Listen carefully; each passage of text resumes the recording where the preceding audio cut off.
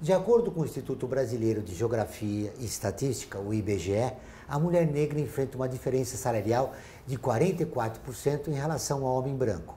Apesar de ganharem menos e viverem nas classes sociais mais baixas da população, as mulheres negras movimentam cerca de 704 bilhões de reais por ano, segundo o levantamento do Instituto Locomotiva.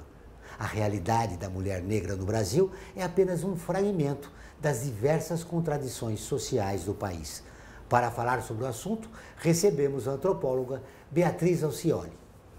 Olá, seja bem-vindo, eu sou Joel Scala. Está começando o Observatório do Terceiro Setor, o Olhar da Cidadania.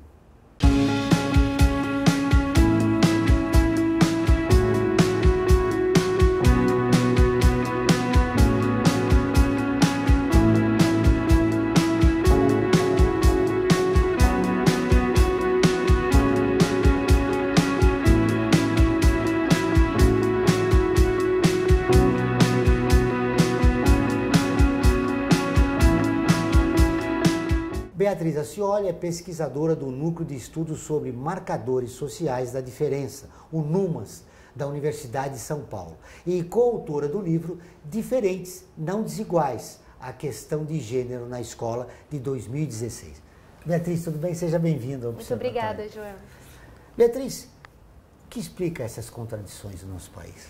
O Brasil é um país com uma história de desigualdade tremenda, de concentração de renda, de escravidão, da população negra, de dificuldade no acesso à igualdade de direitos.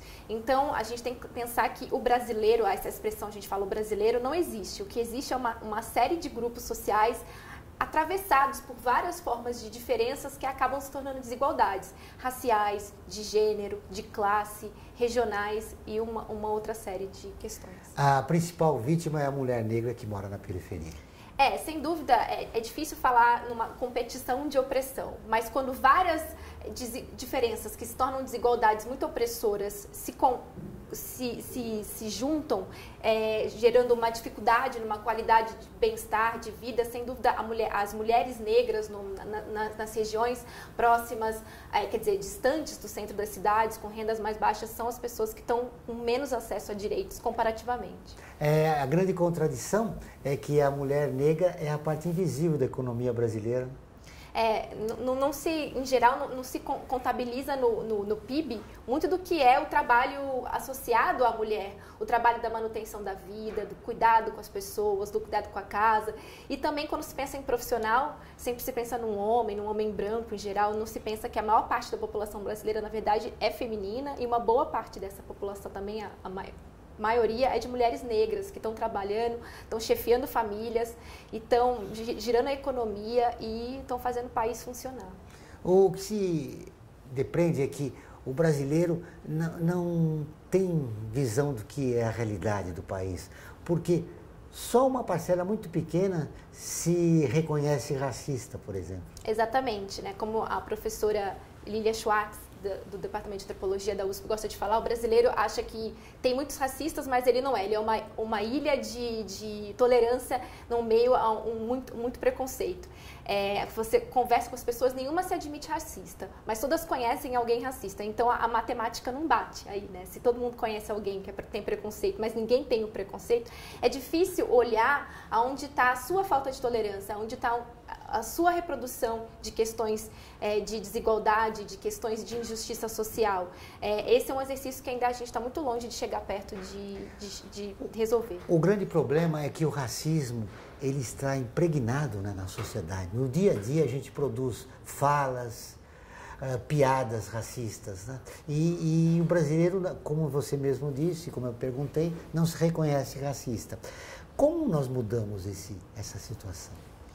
As formas de tentar modificar algo que está entranhado na nossa cultura de maneira tão invisível, tão naturalizada, a gente nem percebe que reproduz, passa por diversas iniciativas, né? A educação, sem dúvida, uma educação crítica, que não tenha medo de abordar questões tensas e conflituosas e que entenda que um país tão diferente, tão desigual, um Brasil que são vários Brasis, tem que levar em consideração que vai lidar com assuntos delicados e tem que encarar isso políticas públicas, conscientização, uma mídia democrática e consciente, engajada, são fundamentais para que a gente comece a mudar esse cenário. Começando pela escola. A escola reforça o preconceito.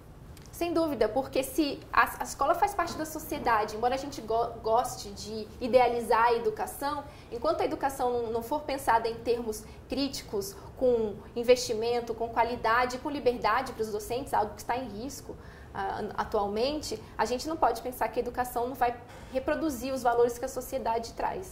Outro dado importante que é revelado por uma matéria do Observatório do Terceiro Setor, que está em nosso portal, 63% das mulheres criam seus próprios filhos e são responsáveis pela família e ainda vivem na pobreza, com um valor próximo a 400 e poucos reais. Exatamente. Eu acho que isso nos faz pensar as falas de lideranças políticas atuais que falam que vão defender a família brasileira. É dessa família que está sendo falado, é dessas mulheres batalhadoras que vivem no limiar da pobreza, da miséria, com pouco acesso aos direitos que se está falando. A gente tem que desconstruir o que a gente acha que é o ideal ou o que é o normal e perceber que a sociedade é muito mais complexa, muito mais plural. E enquanto a gente não encarar essa diversidade, a gente vai continuar reproduzindo muita injustiça.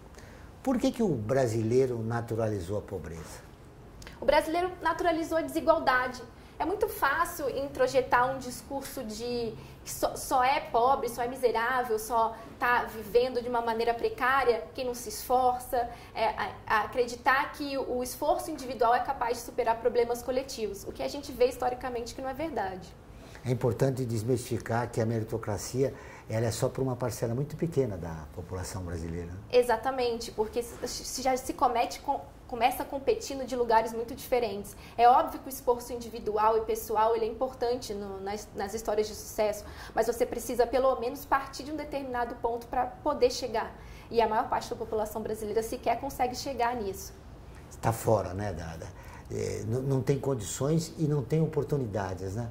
Para se afirmar como cidadão. Não tem seus direitos básicos garantidos e passando fome, sem acesso à educação, saúde, moradia, infraestrutura, a mínima dignidade, como é que você vai almejar, galgar passos maiores?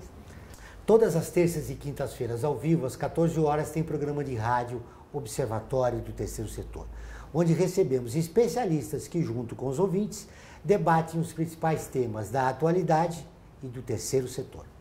Você pode ouvir pela Rádio Trianon AM 740 ou em qualquer lugar do mundo, pela internet, do seu celular, computador ou tablet, pelo link que aparece na sua tela.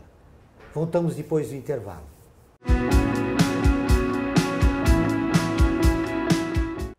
Olá, eu sou Laura Gelbert, da ONU News.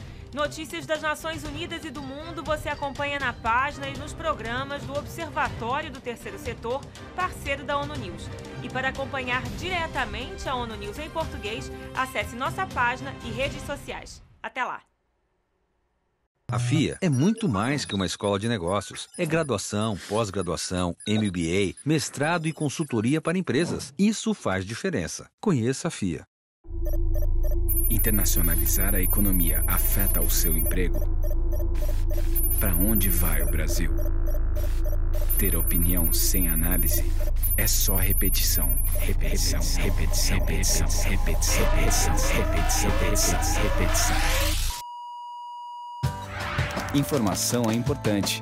Análise é fundamental. Le Monde Diplomatique Brasil. Independente e crítico. Olá, eu sou Laura Gelbert, da ONU News. Notícias das Nações Unidas e do mundo você acompanha na página e nos programas do Observatório do Terceiro Setor, parceiro da ONU News. E para acompanhar diretamente a ONU News em português, acesse nossa página e redes sociais. Até lá!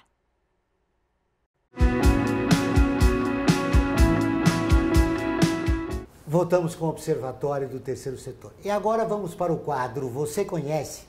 Ele lutou contra preconceitos pelos direitos dos negros até a sua morte. Abdias do Nascimento. Você conhece?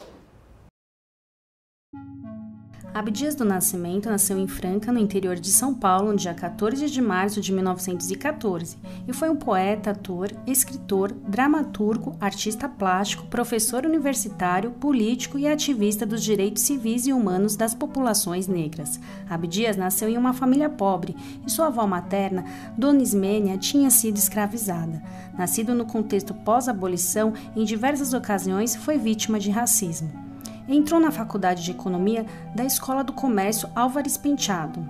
Não demorou muito também para que Abdias se integrasse ao movimento da Frente Negra Brasileira, FNB, que exigia a igualdade de direitos e participação dos negros na sociedade. A organização realizava protestos em locais como hotéis, restaurantes e bares que impediam a entrada de negros. Abdias foi preso depois de um protesto panfletário contra a presença da Marinha Norte-Americana na Baía de Guanabara.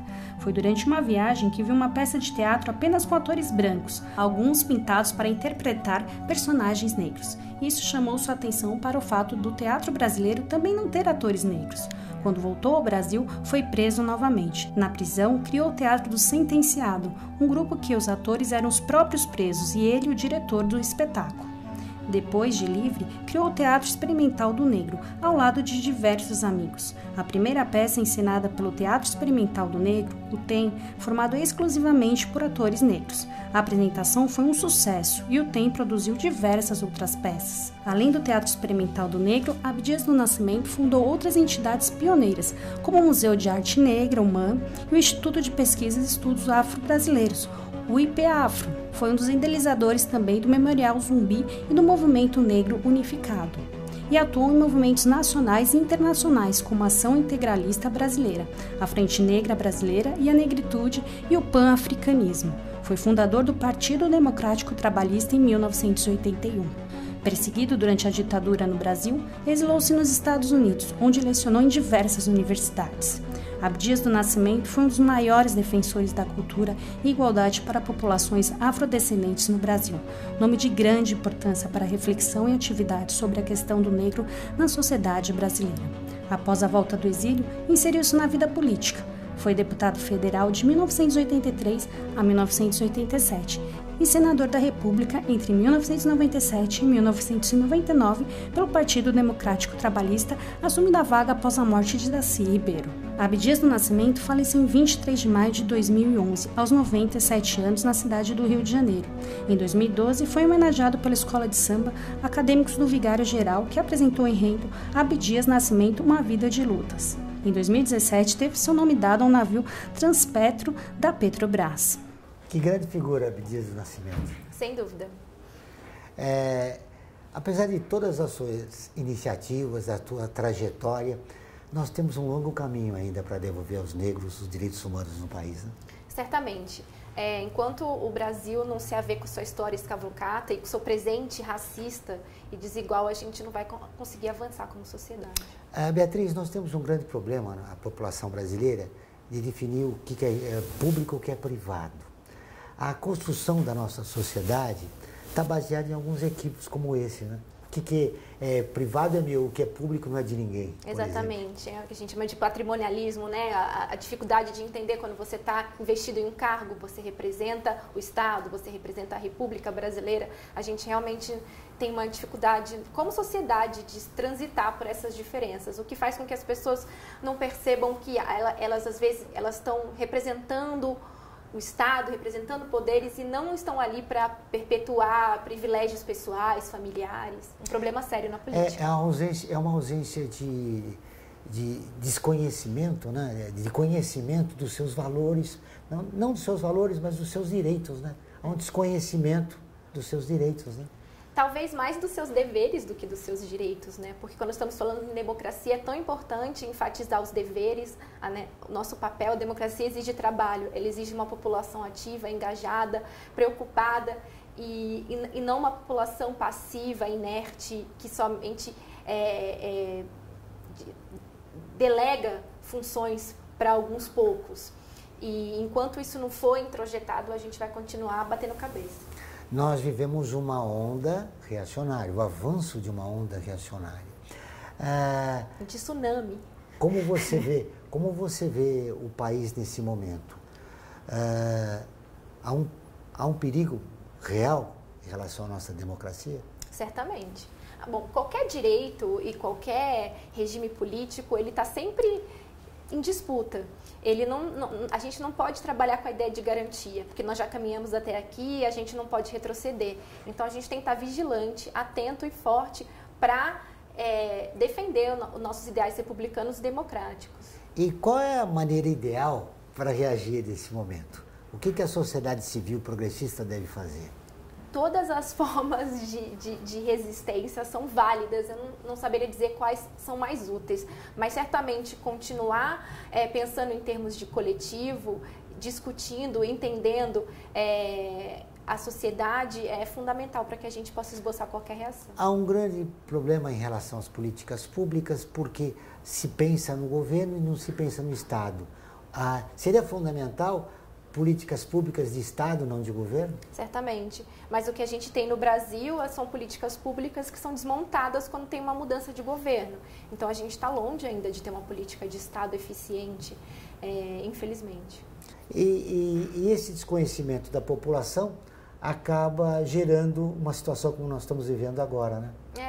Mas também é difícil só pensar no papel da população, porque, como a gente estava dizendo, a educação pública de qualidade crítica, reflexiva, não é oferecida, não é garantida, né, aos brasileiros. A gente viu no quadro o Abdias do Nascimento, que é uma figura histórica monumental no Brasil e muito pouco trabalhada em conteúdos programáticos escolares, muito por esforços de professores individuais. Então, a gente não tem uma produção de um conhecimento, de uma educação para a democracia, para uma ideia de republicanismo, da coisa pública, do respeito pelos direitos e deveres do cidadão e da cidadã. Então, é uma bola de neve que, infelizmente, culmina no cenário que a gente vê hoje. Realmente você tem razão. Abdias do Nascimento é desconhecido pela maioria da população brasileira, sobretudo a negra, né? Infelizmente. Agora, eu vou fazer um convite a você, e a você também, Beatriz, para curtir a página do Observatório. Visualizada por mais de 700 mil pessoas, toda semana ela está sempre atualizada com notícias do terceiro setor, do Brasil e do mundo. Faça como mais de 430 mil pessoas, siga a nossa página. Nós vamos para um rápido intervalo, mas antes você vai conhecer um dos artigos da Declaração Universal dos Direitos Humanos, que faz parte da campanha do Observatório. Direitos humanos são direitos de todos.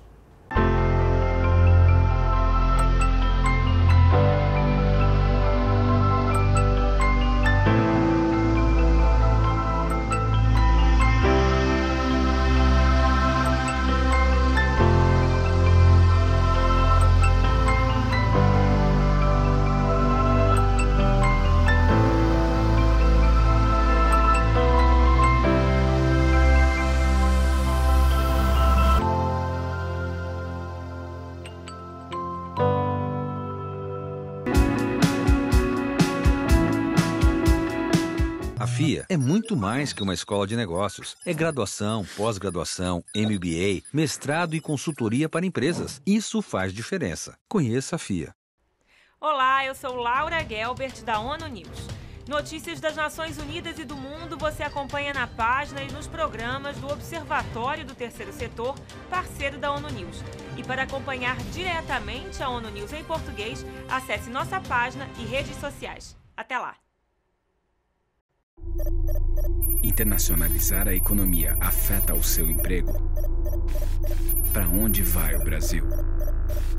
Ter opinião sem análise é só repetição. Repetição, repetição, repetição, repetição, repetição, repetição, repetição, repetição. Informação é importante. Análise é fundamental. Le Monde Diplomatique Brasil. Independente e crítico. A FIA é muito mais que uma escola de negócios. É graduação, pós-graduação, MBA, mestrado e consultoria para empresas. Isso faz diferença. Conheça a FIA.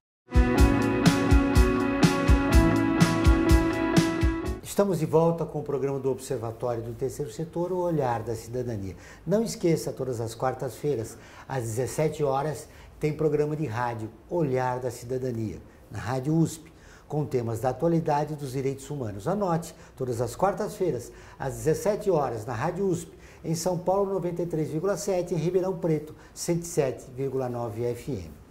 Beatriz, nesse bloco, eu gostaria de falar em relação ao negro na política. A maioria da população brasileira é negra e parda. E o negro é subrepresentado no parlamento brasileiro, por exemplo. A política, os cargos políticos, sobretudo os cargos políticos representativos, em geral, estão associados a toda uma estrutura histórica e social de privilégios. Então, populações que têm menos acesso a direitos e que estão mais submetidas a injustiças sociais, econômicas, de todas as sortes, vão ser subrepresentadas no nosso parlamento. Isso acontece com a população negra, isso acontece com mulheres e outras minorias. A população negra também ela recebe um salário menor no mercado de trabalho.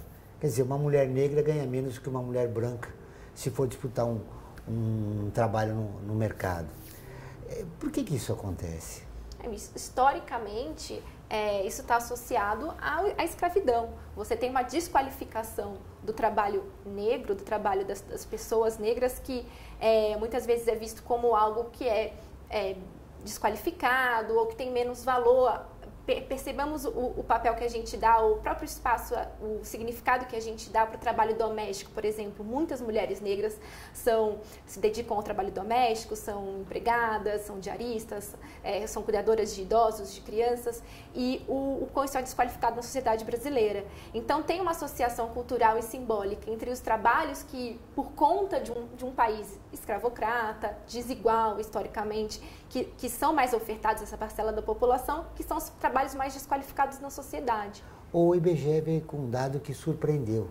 As universidades públicas, segundo o Instituto Brasileiro de Geografia e Estatística, tem mais negros e pardos do que brancos. Hoje, né? Que seria o resultado das políticas de cotas raciais, por exemplo. Bom, eu sou da Universidade de São Paulo, formada lá desde a graduação, e essa não é a realidade da Universidade das Estaduais Paulistas, que não tem programas de inserção de cotas raciais de maneiras que federais e outras estaduais no Brasil têm. Por exemplo, se você vai na USP, ainda parece muitas vezes que você está num país europeu, de tanta gente branca que você vai ver.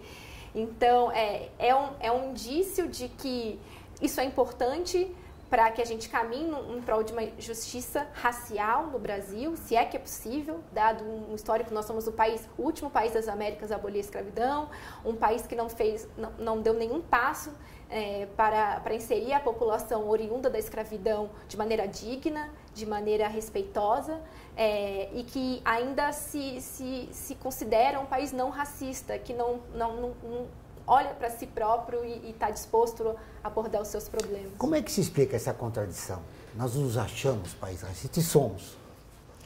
Bom, é só olhar os nossos números, né? Os números econômicos, sociais, números de acesso à justiça. A população negra brasileira, ela vai estar sempre nos piores índices de qualidade de vida no Brasil. Então, o que acredito que as pessoas, quando dizem... A maior parte das pessoas não se considera deliberadamente racistas. Mas quando a gente diz que um país é racista, a gente quer dizer que tem estruturas históricas, políticas, sociais, econômicas, que reproduzem isso e que a gente não faz nada para mudar. O grande problema em relação à população negra, seja na universidade, seja na escola pública estadual do ensino básico, é que o negro permaneça na escola, o que não acontece no momento porque não existem políticas públicas de inclusão, a permanência da população negra na escola desde o ensino básico. Como nós podemos reverter isso? Os índices de evasão de alunos negros, sobretudo rapazes, é muito maior se nós compararmos com de meninas e meninos brancos.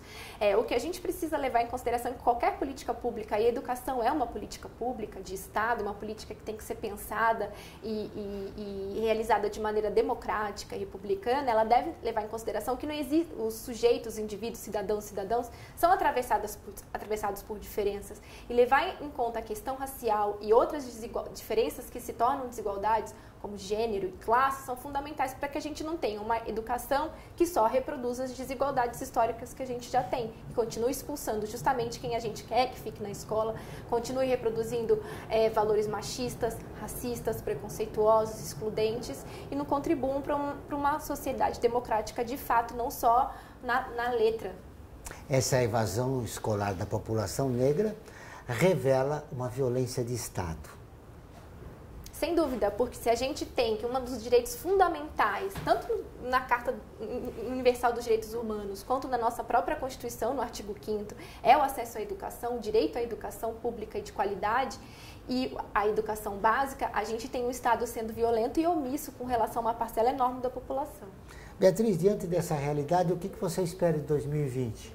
Eu espero que a gente seja capaz de respirar nesse momento de perdas e de retrocessos e olhar para muitas histórias de resistência, de luta e de vitórias que a gente tem no passado. Não somente se focar no que a gente está perdendo, mas pensar na nossa capacidade de resistir, de se reinventar e de lutar, continuar lutando. Para muita gente, para a maior parte da população brasileira, a democracia sempre foi um horizonte, ela nunca foi uma realidade. Então a gente continua caminhando em direção a esse horizonte. O Observatório do Terceiro Setor fica por aqui. Esse e todos os nossos programas de rádio e TV estão em nosso portal, acessado por mais de 4,5 milhões de pessoas de 173 países. Acesse você também, observatorioterceirsetor.org.br. E nós ficamos por aqui, sempre na luta por uma sociedade mais justa, solidária e tolerante. Até o próximo programa.